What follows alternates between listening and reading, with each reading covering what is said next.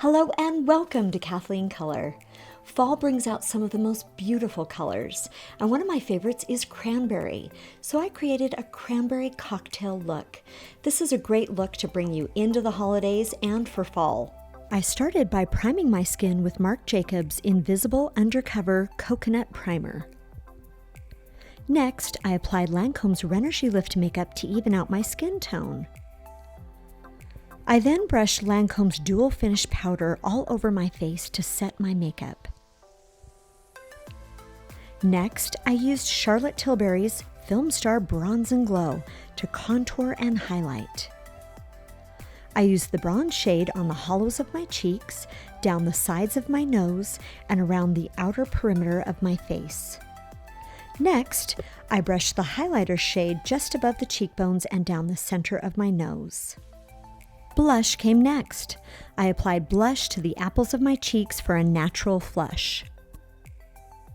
For brows, I used Lancome's Brow Shaping Powdery Pencil. For eyes, I primed them with Lancome's Prime It Boost It. I then applied Lancome's Cream Luster Single all over the eyes from lash to brow. For shape and definition, I used Lancome's Single Spontaneous in the crease and then wrapped it under my eyes. For my lids, I applied a cranberry shade called Visionary. This adds color and pop. I also wrapped it under my eyes and blended it into the crease for a seamless finish. Next, I applied magnetic liner and lashes. If you would like tips on how to apply magnetic lashes, you can click on the link right here. To remove dark circles and catch lash fallout, I used NARS Creamy Radiant Concealer.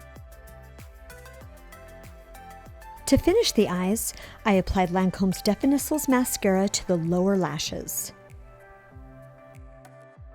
And to complete my cranberry cocktail look, I lined my lips with Lancome's Raisinberry Pencil and applied El Absolu Rouge lipstick in Berry Noir.